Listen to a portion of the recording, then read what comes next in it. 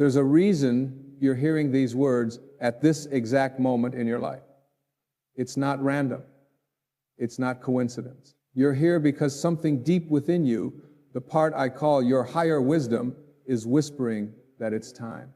It's time for the greatest comeback you've ever experienced. Can you feel it? Perhaps you've been through difficult months or years. Perhaps you've stumbled and fallen. Perhaps you've lost things you thought you couldn't live without. Perhaps you've looked in the mirror and no longer recognized yourself.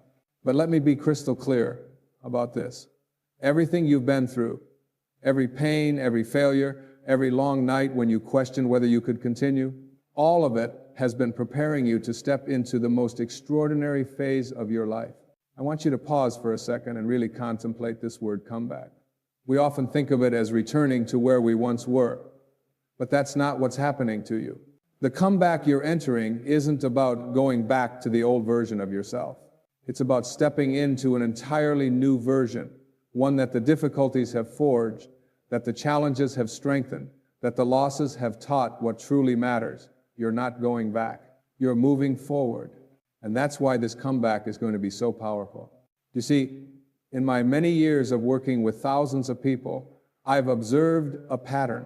The people who create the greatest breakthroughs, the people who live the most extraordinary lives, they're not the ones who have never fallen. They're the ones who have fallen but learned to rise with new understanding. They've taken the fragments of what was broken and created something more beautiful, more powerful, more meaningful. And that's exactly what's happening to you right now, whether you recognize it or not. Let me share with you something I've learned throughout my life. The universe never wastes an experience. Every challenge you face, every obstacle you encounter, every moment when you feel like you can't go on, all of it is part of a plan far greater than our limited minds can comprehend. Lao Tzu, the great Chinese philosopher, once said, "When I let go of what I am, I become what I might be." And that's exactly what has happened to you. You've let go, perhaps not willingly, perhaps forced by life itself. But in that letting go, you've created space. Space for the new, space for transformation, space for miracles. Now, I know some of you listening might be thinking, "Wayne, you don't understand. You don't know what I've lost. You don't know how badly I've failed. You don't know what people have said about me or what mistakes I've made." And you're right. I don't know your specific story. But here's what I do know. It doesn't matter how many times you've fallen. It doesn't matter how much you've lost. It doesn't matter how many people have given up on you or questioned you. The only thing that matters is the decision you make right now in this moment about who you're going to become from here forward. I want to share a story from my own life. There was a time when everything seemed to be falling apart. My career was going nowhere. My marriage was struggling. I was questioning every decision I'd ever made. I remember sitting in my living room late one night, feeling completely hopeless, wondering if I was wasting my life.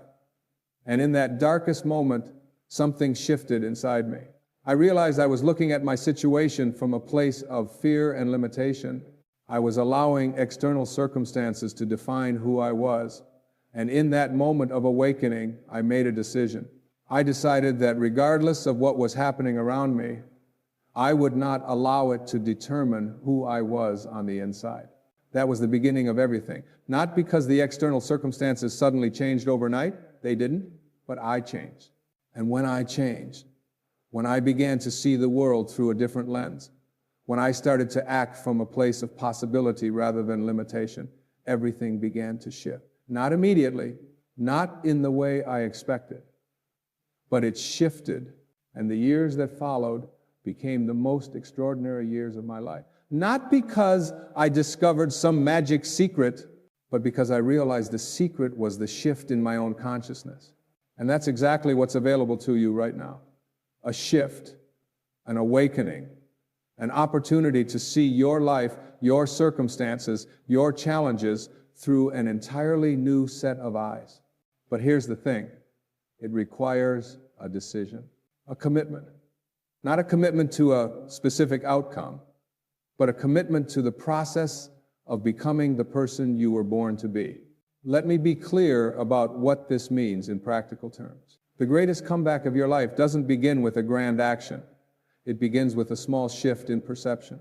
It begins when you stop seeing yourself as a victim of your circumstances and start seeing yourself as the creator of your experience. This isn't positive thinking or denial of reality. This is a fundamental truth about how life works. You are not your circumstances. You are not your past. You are not your failures or your losses. You are the infinite creative consciousness that is responding to all of it. And when you truly grasp this, when you really understand it at a cellular level, everything changes. Think about a seed for a moment. When a seed is planted in the ground, it's buried in darkness. It's covered by soil, invisible, seemingly dead. If that seed could think, it might believe it's been buried alive, that its life is over. But you and I know the truth, that burial isn't an ending, it's a beginning. That darkness isn't death, it's the necessary condition for new life. The seed doesn't need to figure out how to become a tree. It doesn't need a step-by-step plan. It simply needs to remain true to its nature, to trust the process, to allow the intelligence within it to unfold. And in time, it breaks through the soil and reaches toward the light. This is where you are right now. You've been in the darkness. You've been buried. It has felt like an ending. But I'm here to tell you that you are that seed. Everything you need is already within you. The intelligence that will guide your comeback, the strength that will carry you through, the wisdom that will show you the way, it's all there. It's always been there. It's just been waiting for you to stop fighting it and start trusting it. Now, let me talk about something crucial that most people miss when they think about comebacks. They think it's about external achievement. They think it's about getting back the job, the relationship, the money, the status, whatever it is they lost.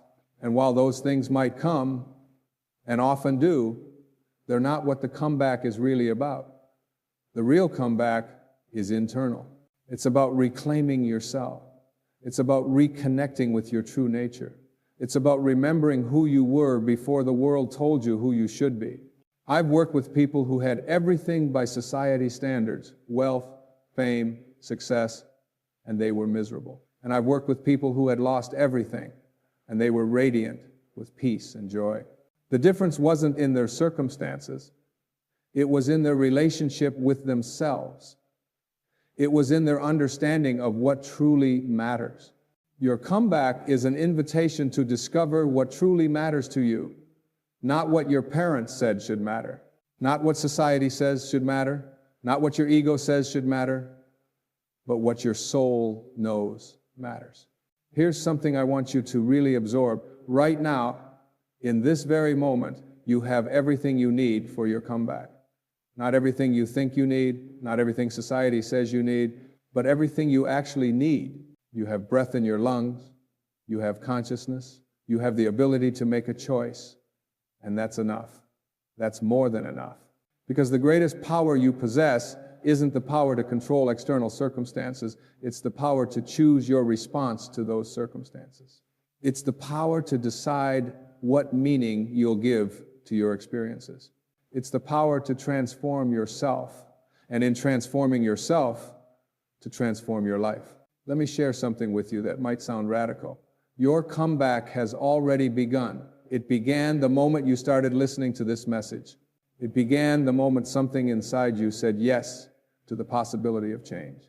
It began the moment you allowed yourself to hope again. Even if that hope is just a tiny flicker, that flicker is enough. That's all you need. Because hope, real hope, isn't about circumstances getting better. Hope is the recognition that you have the power within you to meet whatever comes with grace, with strength, with wisdom. Now, I need to talk to you about something that will try to stop your comeback before it really gets going. And that's your own mind. Specifically, the part of your mind that's invested in keeping you small, in keeping you safe, in keeping you exactly where you are. This is what I call the ego. And it's terrified of change. It's terrified of growth. It's terrified of you stepping into your power. So it's going to throw everything it has at you to keep you stuck. It's going to whisper that you're too old, too young, too damaged, too broken. It's going to remind you of every failure, every mistake, every time you tried and didn't succeed. It's going to point to all the evidence that suggests you can't do this. It's going to tell you that it's safer to stay small, to not try to protect yourself from disappointment. And here's what I want you to understand. All of that is a lie. It's a convincing lie. It's a lie that feels true, but it's still a lie. The truth is this: you have never been broken. You've been bent? Yes. You've been challenged? Absolutely. You've been through fire? Without question. But broken? Never. Because the essence of who you are, your true self, your highest self, that part of you is unbreakable. It's eternal. It's infinite. And it's ready to guide you through this comeback if you'll let it. Here's what I've learned about working with that voice of fear and doubt. You don't fight it. You don't try to shut it up or push it away. You simply acknowledge it and then make a different choice. You say, thank you for sharing, but I'm choosing to move forward anyway. You see, courage isn't the absence of fear. Courage is feeling the fear and taking action anyway. Courage is hearing the doubt and believing in yourself anyway. Courage is acknowledging all the reasons why you might fail and trying anyway. I want to give you something practical right now. Something you can do today that will begin to shift your energy toward your comeback, and it's this. I want you to start telling a different story about your life. Right now, you have a story about what happened to you, about why you're where you are, about what it all means. And chances are that story is keeping you stuck. It's a story of victimhood, of limitation, of reasons why things can't change. I'm not saying that story isn't based on real events. I'm saying the meaning you're giving to those events is holding you back. So here's what I want you to do. I want you to create a new story, a story where everything that happened to you, all the pain, all the loss, all the struggle, was actually preparing you for something magnificent. A story where you're not a victim but a warrior in training. A story where the setbacks were setups for comebacks. A story where you're not damaged goods but a masterpiece in progress. And here's the key. Start telling yourself that story. Start speaking it out loud. Start writing it down. Start living as if it's true. Because here's what I know. The story you tell yourself about your life becomes your life. Let me tell you about a man I once knew. He had lost everything. His business failed. His wife left him. His health was deteriorating. By all accounts, his life was over. But he did something remarkable. Instead of seeing himself as finished, he saw himself as being stripped down to his essence so he could rebuild from a place of authenticity. He started asking himself, if I could design my life from scratch, knowing what I know now, what would it look like? And then he started taking small steps toward that vision. Not big, dramatic leaps, small, consistent steps. 5 years later, his life looked nothing like it did during that dark period. But more importantly, he looked nothing like he did. There was a light in his eyes, a peace in his demeanor, a confidence in his step that hadn't been there before. When I asked him about his comeback, he said something I'll never forget. I didn't come back. I came forward. I became someone I never would have become if I hadn't lost everything. The greatest gift of my life was the complete destruction of the life I thought I wanted. That's what's available to you. Not just a return to what was, but an evolution into what can be. But it requires you to release your grip on how you think things should be and open yourself to how they might be. It requires you to trust that there's an intelligence in the universe that knows what it's doing, even when you don't. It requires you to believe that you're being guided, even when you can't see the path ahead. Now, let's talk about timing. Because I know some of you are thinking, this sounds good, Wayne, but when? When will my comeback happen? When will I see results? When will things change? And I understand that impatience. I've felt it myself. But here's what you need to understand. Your comeback isn't something that happens at some future date. Your comeback is happening right now. Every moment you choose faith over fear, that's your comeback. Every moment you choose to see possibility instead of limitation, that's your comeback. Every moment you take action toward your vision instead of staying paralyzed by your circumstances, that's your comeback. The mistake most people make is they're waiting for the comeback to happen to them.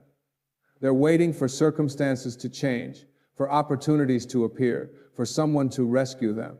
But that's not how it works. Your comeback isn't something that happens to you, it's something that happens through you.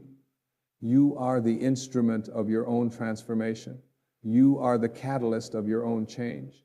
And the moment you truly accept that responsibility, that's when everything begins to accelerate. I want you to think about water for a moment. When water is heated, it doesn't suddenly become steam at 100 degrees. It's been changing all along, from 0 degrees to 99 degrees. That water is getting warmer, it's shifting, it's transforming, but we don't see the dramatic change until it reaches that boiling point. Your life is like that right now. You might not see the evidence of your comeback yet. You might feel like nothing is changing, but I promise you, if you're doing the internal work, if you're shifting your consciousness, if you're taking aligned action, changes are happening.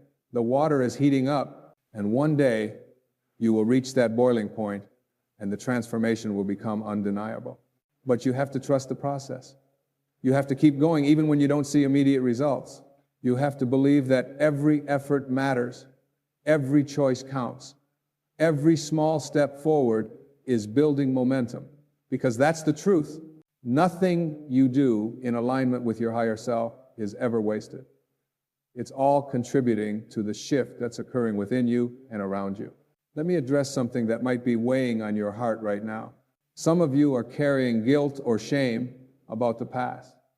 You're beating yourself up for decisions you made, for time you wasted, for opportunities you missed. And you think that somehow you need to pay penance for those mistakes before you deserve your comeback. Let me be clear. That's not how the universe works. The universe doesn't punish, it doesn't keep score, it doesn't make you earn your way back into grace. Grace is always available. Forgiveness is always available. A fresh start is always available. The only one keeping you in prison is you. I need you to hear this. You don't have to be perfect to have your comeback. You don't have to have it all figured out. You don't have to erase your past or pretend it didn't happen. Your comeback includes all of you. The mistakes, the failures, the regrets, all of it.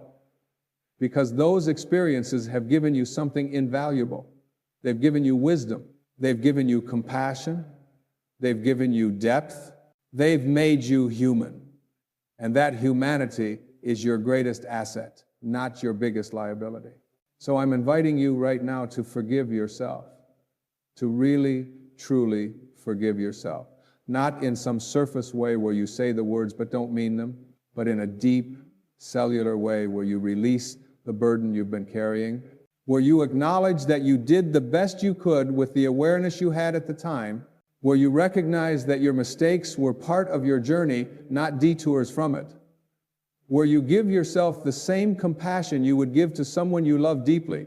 Here's something beautiful that happens when you forgive yourself. You free up an enormous amount of energy. All the energy that was going into self-judgment, self-criticism, self-punishment suddenly becomes available for creation, for growth, for movement forward. It's like you've been trying to drive with the parking brake on, and suddenly you release it. You're amazed at how fast you can move when you stop fighting yourself. Now, I want to talk about the people in your life because they're going to play a role in your comeback, for better or worse. Some people are going to celebrate your transformation.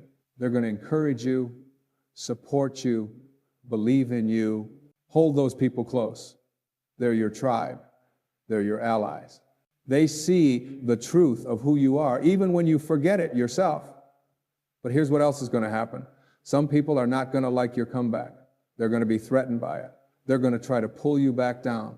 They're going to remind you of who you used to be and question who you're becoming. And you need to understand why this happens. It's not because they're bad people. It's because your transformation challenges them.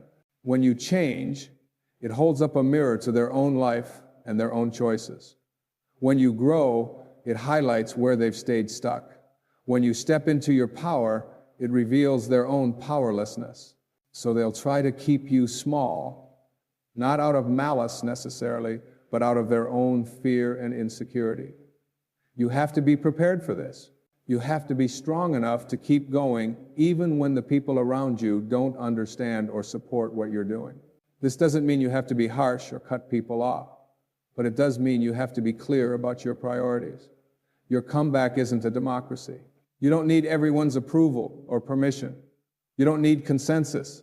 You need commitment, your commitment to yourself and your vision. And if that means spending less time with certain people or setting stronger boundaries, then that's what you do. Your comeback is too important to be derailed by people who don't have the vision to see what you're creating. Let me share something with you about vision. Your comeback requires you to see beyond current reality. It requires you to hold an image of who you're becoming, even when all the evidence suggests it's impossible. This is where most people fail. They look at their current circumstances and they let that dictate what they believe is possible. But here's what I've learned. Your current circumstances are the result of your past thinking and past actions. They have nothing to do with what's possible for you now.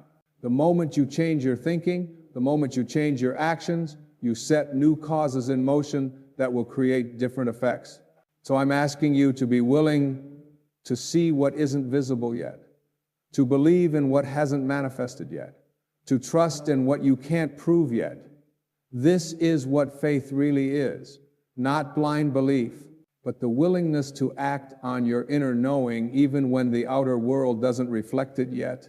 When you live from this place, when you make decisions from this place, when you take action from this place, you become a powerful creator. You become someone who shapes reality rather than someone who simply reacts to it. Now, I want to give you something very specific to do, because inspiration without action is just entertainment. And I don't want this to be entertainment for you. I want this to be transformation. So here's what I want you to do in the next 24 hours. I want you to take one action, just one, that represents the person you're becoming. Not the person you've been, not the person others think you should be, but the person you're becoming in this comeback. It doesn't have to be big. In fact, it's better if it's small, but it has to be real. It has to be something that scares you a little bit, that stretches you, that requires you to step outside your comfort zone. Maybe it's making a phone call you've been avoiding. Maybe it's applying for a job you don't think you're qualified for. Maybe it's having a difficult conversation you've been putting off. Maybe it's starting that project you've been talking about for years. Maybe it's simply looking in the mirror and saying, I believe in you. I'm proud of you. I'm not giving up on you. Whatever it is, do it. Don't think about it. Don't analyze it. Don't wait until you feel ready. Just do it.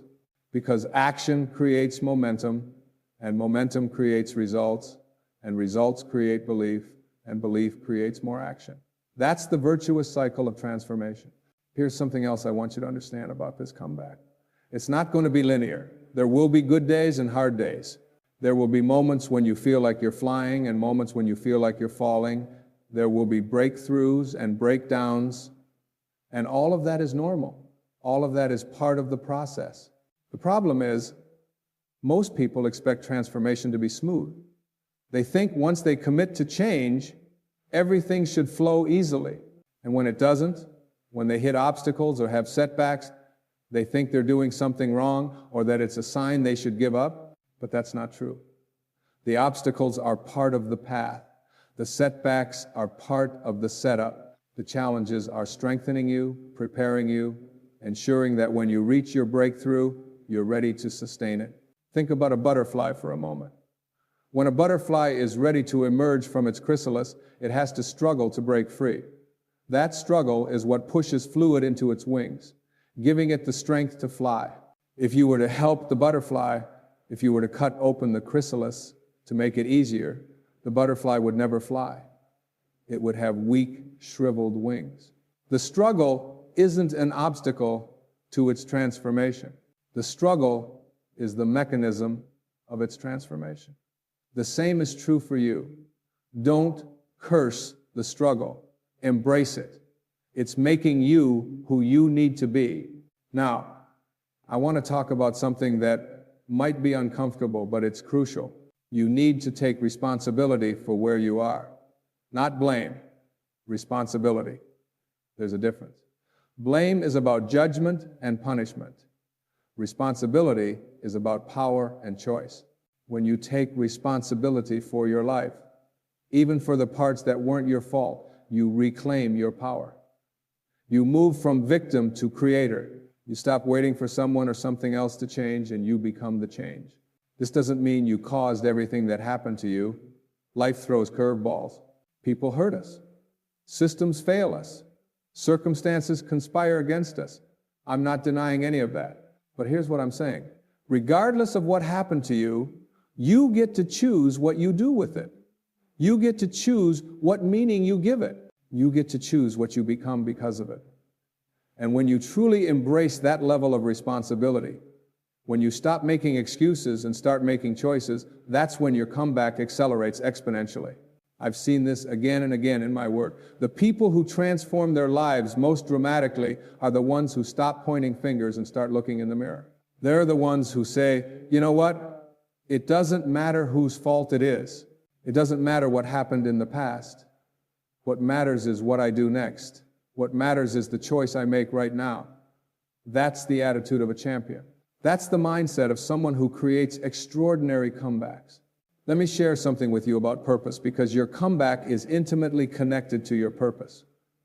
See, when you're going through difficult times, it's easy to lose sight of why you're here.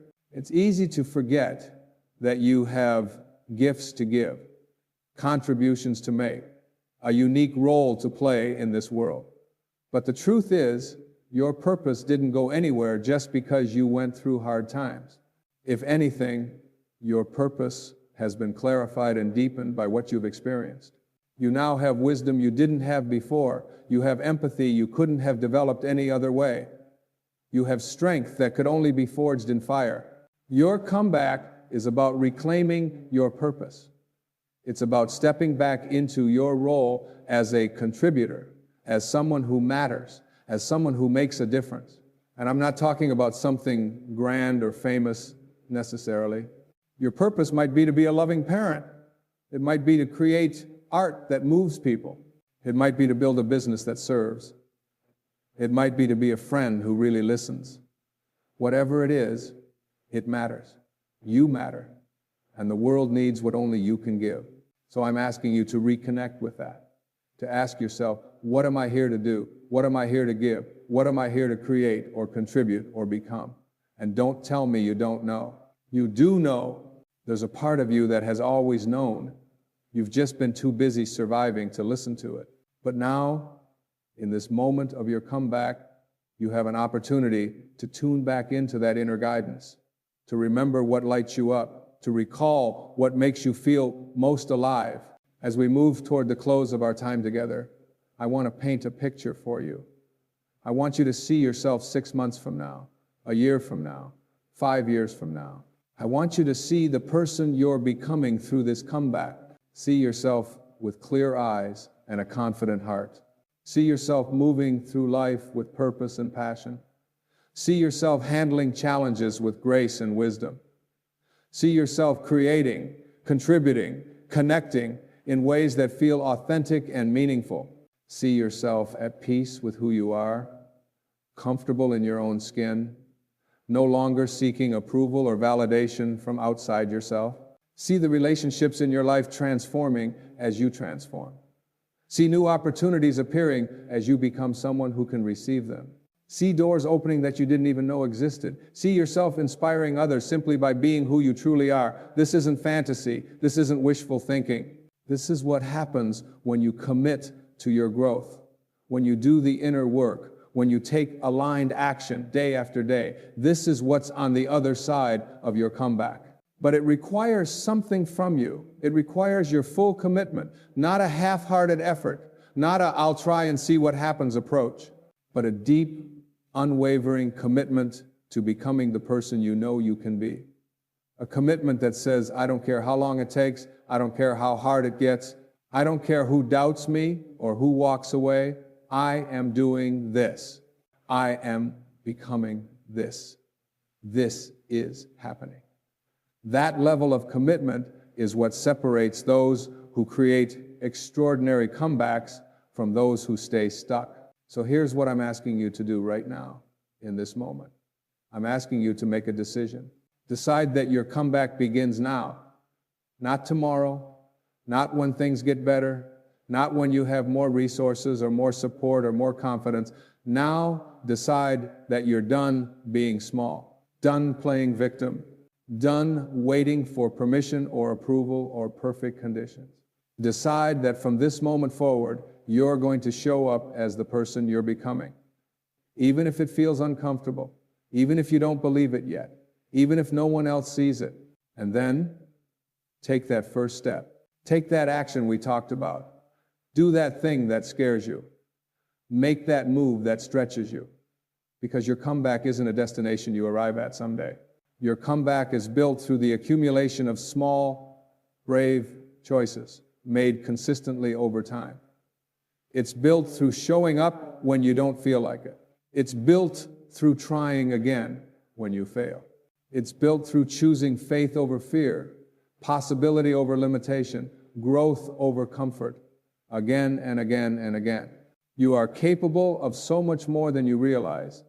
You have strength you haven't tapped into yet. You have wisdom you haven't accessed yet. You have potential that's just waiting to be unleashed. And this moment, this challenge you're facing, this difficult chapter you've been through, it's all been preparing you to step into that potential, to claim that strength, to embody that wisdom. Your greatest comeback isn't about returning to who you were. It's about becoming who you were always meant to be. And that journey begins right now with the decision you make in this moment to say yes to yourself, yes to your potential, yes to your purpose, yes to your comeback. You've got this. I believe in you. Now it's time for you to believe in yourself. Believe God for the impossible. Step out in faith. Have you ever stood at the edge of something that felt completely impossible? Maybe it was a dream so big that your logical mind immediately dismissed it. Maybe it was a healing you needed, a relationship you wanted to restore, or a change in circumstances that seemed beyond your control. And in those moments, have you noticed how your mind automatically reaches for all the reasons why it can't happen? That voice that says, be realistic. Don't get your hopes up. People like you don't get to have that. I want to talk with you today about what happens when you learn to see beyond that voice, when you step into a different way of being that allows the impossible to become not just possible, but inevitable. There's a passage from the Tao Te Ching that has stayed with me for decades. Lao Tzu wrote, "When I let go of what I am, I become what I might be." Think about that for a moment. Not when I achieve more, not when I work harder, not when I prove myself worthy, but when I let go. When I release my grip on my limited self-concept, on my ideas about what's possible for someone like me, on my attachment to how things should unfold. In that surrender, in that letting go, infinite possibility opens up. But here's what's fascinating, and this is where modern psychology meets ancient wisdom. We're not actually letting go of who we truly are. We're letting go of who we think we are. We're releasing the prison of our own limited perception. I remember many years ago, I was working with a man, let's call him Robert, who came to one of my lectures. He pulled me aside afterward, and I could see the desperation in his eyes. He told me he'd been diagnosed with a condition that his doctor said was irreversible, progressive, degenerative, no known cure. He said, "Dr. Dyer, I've read all your books.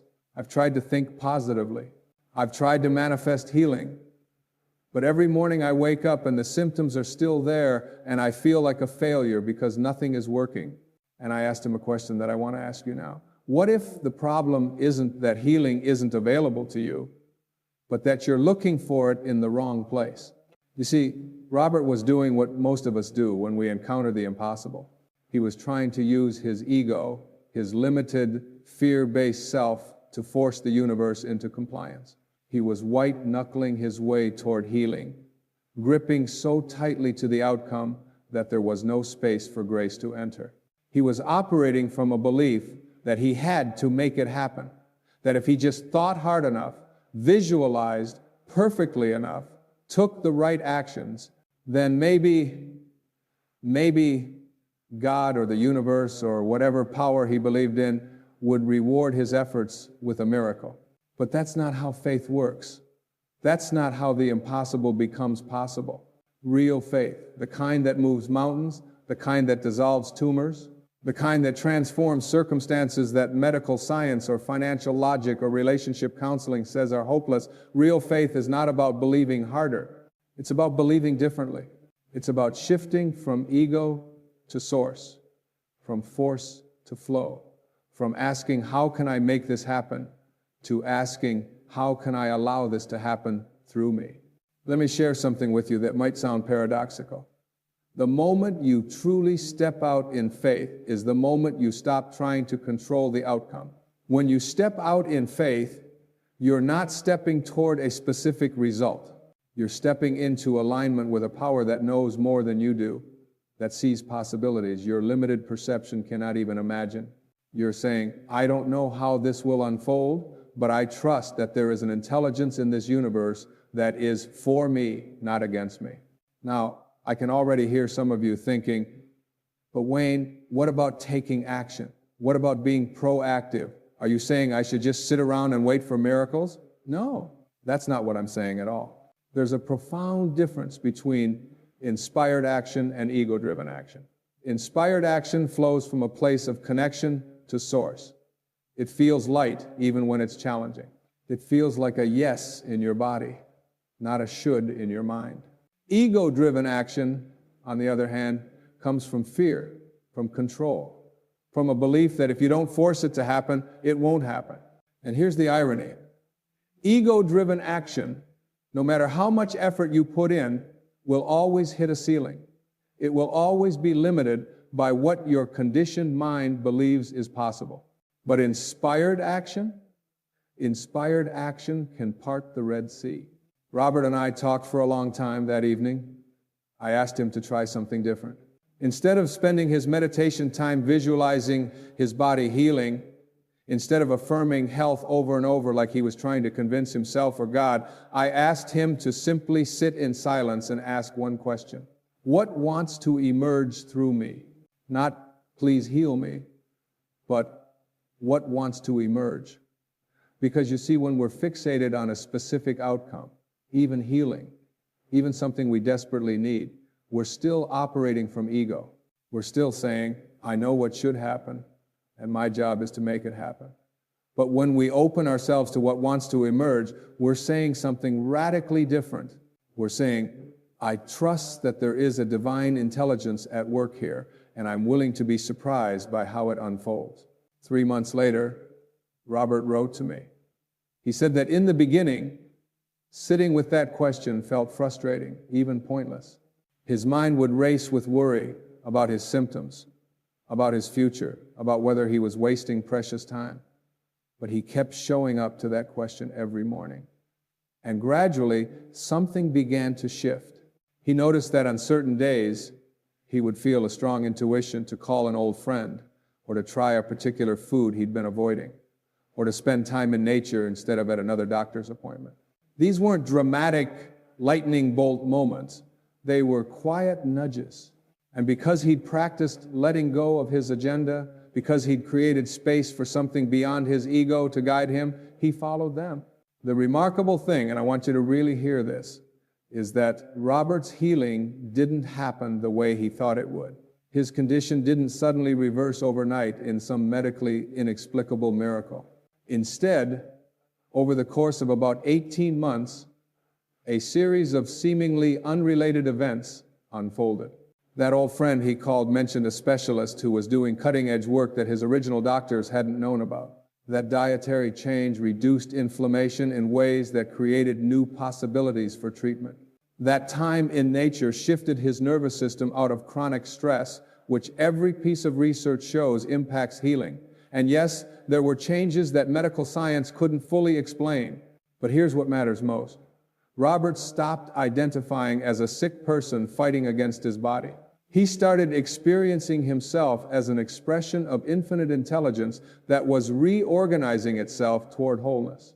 And in that shift of perception, in that letting go of who he thought he was and what he thought was possible, the impossible became his lived reality. Now, I know some of you might be thinking, that's beautiful, Wayne, but I need to pay my rent next week. I can't just trust the universe and hope money appears. And I understand that. I've been there. There was a time in my life when I had 4 children, a wife, a mortgage, and I decided to leave a tenured position at a university to pursue something that made absolutely no logical sense, writing and speaking about ideas that most people thought were just New Age nonsense. My colleagues thought I'd lost my mind. My family was worried. And honestly, there were nights when I wondered if they were right. But here's what I learned, and it's something I want to impress upon you with everything in me. When you step out in faith, you're not ignoring practical reality. You're accessing a larger reality. You're not denying that rent is due or that you need to eat or that there are real, tangible responsibilities in the physical world. You're recognizing that there is an intelligence in this universe that has been orchestrating the movement of galaxies for billions of years, and that same intelligence is available to you when you align with it. The key word there is align, not beg, not bargain, not prove yourself worthy. Align. What does alignment look like practically? It means you do what's in front of you to do, but you do it from a different place inside. You send out the resumes, you make the phone calls, you take the medications, you have the difficult conversations, but you do them without the energy of desperation clinging to them. You do them as offerings, not demands. You do them while remaining open to outcomes you haven't imagined. Because here's a truth that took me years to fully embody. The universe is conspiring for your highest good, but your highest good might not look like what your ego thinks it should look like. Let me tell you about a woman I met, let's call her Sarah, who was facing foreclosure on her home.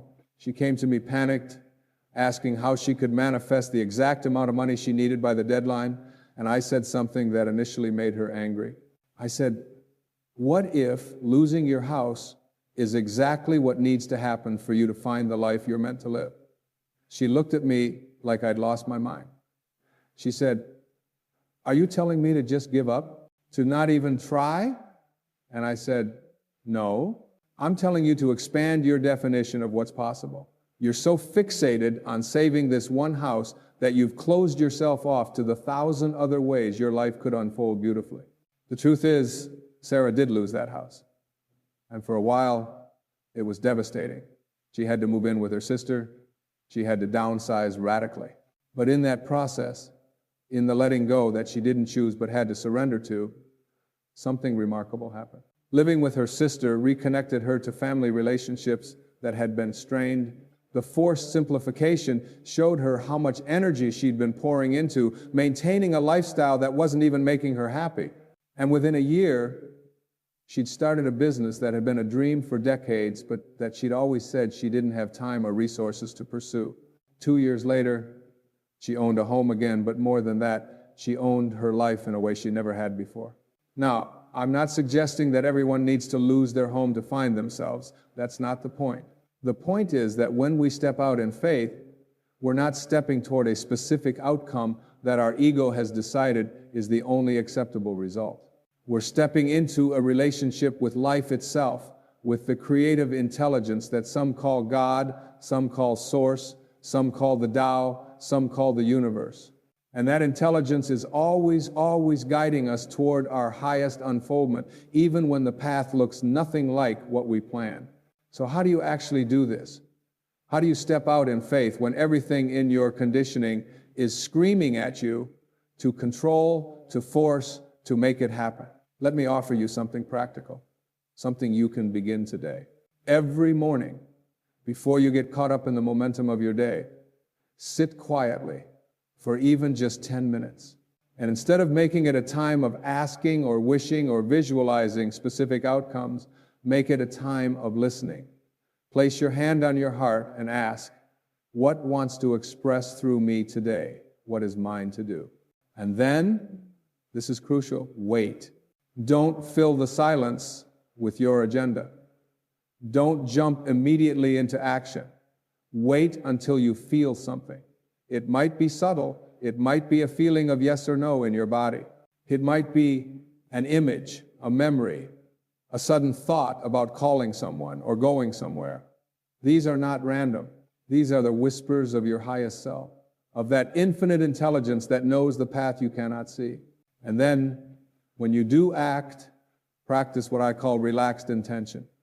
You move forward, yes. You take the steps, yes. But you hold them lightly. You don't grip. You don't clench. You don't panic when things don't unfold according to your timeline or your plan. You stay open. You stay curious. You ask, what is this teaching me?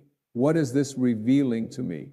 How is this, even if it looks like a detour or a setback, actually serving my highest good? I need to address something here because I know there are people listening who've been hurt by versions of this teaching that were shallow or cruel. You've been told that if you just believed hard enough, if you just had enough faith, if you just did the technique correctly, then you would get what you want. And when you didn't get it, you were told it was your fault, that you didn't believe enough, that you had too much doubt, that you sabotaged yourself. And I want to say clearly, that is ego, dressed up in spiritual clothing. That is the wounded self trying to control outcomes by making you responsible for things that are beyond your control. Real faith doesn't blame you when things don't unfold the way you hoped. Real faith holds you with compassion and says, something bigger than what you can see right now is at work. Trust the process even when you can't see the outcome. There's a story I love from ancient China about a farmer whose horse ran away. His neighbor said, "What terrible luck!" And the farmer said, "Maybe." The next day, the horse returned with several wild horses, and the neighbors said, "What wonderful luck!" And the farmer said, "Maybe." Then the farmer's son tried to ride one of the wild horses and broke his leg, and the neighbor said, "What terrible luck!" And the farmer said, "Maybe." Then the army came through conscripting young men for war, but they didn't take the farmer's son because of his broken leg. You see where this is going? The farmer had learned something that most of us resist with every fiber of our being. We don't actually know what's good or bad. We don't have the perspective to judge whether what's happening right now is a blessing or a curse because we can't see how the story unfolds. Stepping out in faith means being willing to be the farmer. It means saying maybe when your ego wants to label everything as disaster or triumph. It means staying present with what is while remaining open to what could be. It means recognizing that your job is not to figure out how the impossible becomes possible. Your job is to show up, to be available, to stay aligned with the highest truth you know, and to trust that the how will reveal itself in perfect timing. I've lived long enough now, and I hope you'll forgive an old man for saying this, to see the pattern over and over. The things I thought I wanted, the things I prayed for and demanded and tried to force into being, often the universe had a better idea. Often what I thought was the answer was actually keeping me from something far more beautiful. And the things I thought were disasters, the losses and failures and closed doors, almost always turned out to be redirections towards something I couldn't have imagined, but that was exactly what my soul needed. So when I talk about believing God for the impossible, I'm not talking about using God like a cosmic vending machine where you put in enough faith and get out the result you want. I'm talking about something much more profound and much more challenging. I'm talking about trusting that you are not separate from the creative intelligence of the universe. That the same power that grows an oak tree from an acorn, that heals a cut on your skin without you having to think about it, that orchestrates the symphony of your body's trillions of cells functioning in harmony every moment, that same power is available to you when you stop trying to control it and start collaborating with it. The impossible is only impossible from the perspective of ego, from the limited viewpoint that says, this is all there is. These are the only options. I can only work with what I can see and measure and understand. But you are not just ego. You are so much more than that scared, controlling part of you that's trying to manage life from a place of fear. You are an expression of infinite creativity. You are, as the mystics have said for millennia, the universe becoming conscious of itself. And when you live from that truth, when you step out in faith from that knowing, the impossible doesn't just become possible.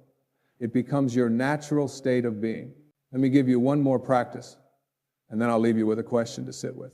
Tonight, before you go to sleep, review your day, not from the perspective of what went right or wrong, but from the perspective of what was trying to emerge.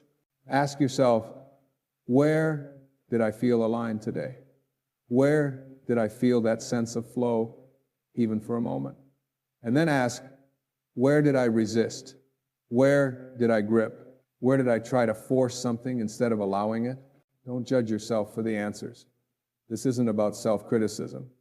It's about becoming aware. Because the more aware you become of when you're operating from ego versus when you're operating from source, the more you can consciously choose alignment. And choice by choice, day by day, you rewire your entire relationship with life. Here's the question I want to leave you with, and I invite you to let it live in you. Not as something to answer quickly, but as something to marinate in. What would your life look like if you truly trusted that you are supported by an infinite intelligence that loves you and wants the highest good for you? Not trusted intellectually, not as a nice idea, but trusted so deeply that it changed how you move through every moment of your day. What would you do differently? What would you let go of? What impossible dream would you finally allow yourself to step toward? You don't have to have the answer right now. You don't have to figure it all out. All you have to do is be willing to ask the question and then stay open to what emerges. Because I promise you this, when you change the way you look at the impossible changes. It stops being this big, scary, unreachable thing out there and starts being an invitation into a larger version of yourself that's been waiting patiently for you to let go and let it emerge. You are not here to live a small, manageable life that your ego can control. You're here to participate in the grand, mysterious, infinitely creative unfolding of existence. And that, my friend, requires faith. Not faith that you can make things happen, but faith that when you align yourself with source, with love, with the highest truth you know, the impossible becomes not just possible, but inevitable. Step out. The net will appear. It always does.